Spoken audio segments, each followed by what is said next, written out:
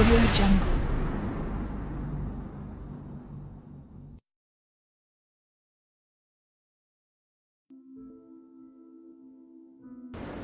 السلام عليكم.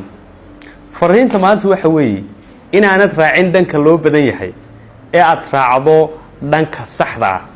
inta badan waxayna khalda oo aan ku lugo'naa dad badan baa sameeyay darteed inaan wax u samayno iyo dad badan baa u arkaa inay sax tahay inaan wax u samayno. xaqiiqdu waxa weeye waxa saxda ah inta badan dadku ma raacaan. waxaan u badannahay in dhinaca fudud iyo shortcutska iyo dhinaca sahlan iyo waxa la qaban karo iyo waxa caadiga aynu badankeenu qabano.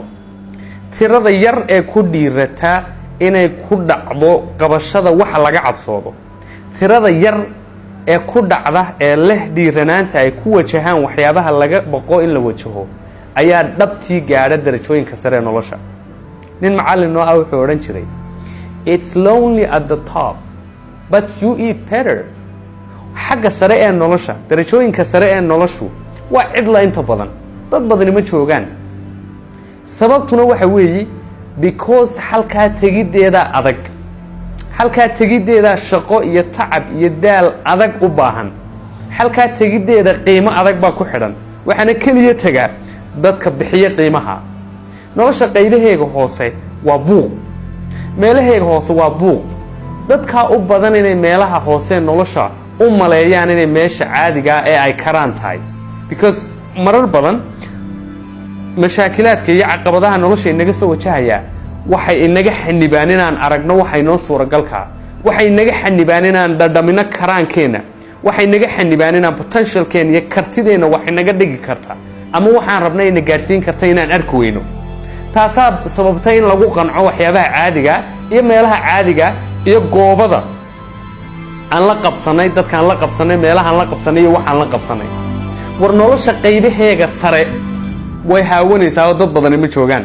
sababta dad yar oo tiro yari u guulaystaan oo natiijooyin macnale u gaadhaan wax kale ma aha, waayo waxay ogolaadeen inay bixiyaan qiimaha dhabta ah ee darajooyinka sare ee nolosha lagu gaadho.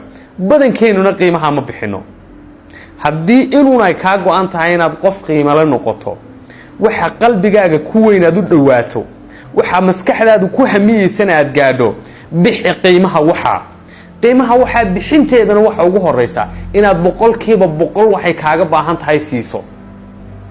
weliba waxa aad raadinayso ogow waxa raadinaya 1000 qof oo kale, ugu badnaan 1000 qof oo ugu yaraan 1000 qof oo kale oo kaa agdhow baa raadinaya.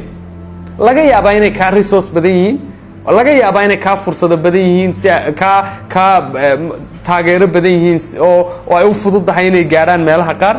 laakiin ogow mar walba talaabooyinka aad u baahan tahay inaad qaado iyo qiimaha aad laga rabo inaad bixiso oo ay kaa rabto meeshaad u socotaa, ila garo qiimaha una go'aamina, qiimaha wax ka sareeya bixi si qiimaha keenideedu ay kuugu fududaato. war haddii dayaxa ay tahay gaadhidaada, hamigaagu dayaxa gaadhidiisa yahay, waxa la qabsadaa cadeeda si dayaxa gaadhidiisu ay u noqoto wax optionka labaada oo markaa ta koowaad samayn kari weyda aad ku soo dhacdo. marka horeba adigoo dayaxa ku hamiyay haddaad xidigaha sii qabsato, xidigaha meel ka hooseeyaad ku dhacaysaa. nolosha inaan wax ka noqono oon gaadhno natiijooyin macno leh oo aan gaadhno meelaha qalbigeenna ku weyn, waxay u baahan tahay keliya inaan qiimaheega bixino. qiimahaasina waxa ugu weynaad bixinaysaa waxa weeyaan naftaada iyo waqtigaaga iyo hamigaaga iyo fikirkaaga inaad meel isugu geyso ood baashaa dhex mariso.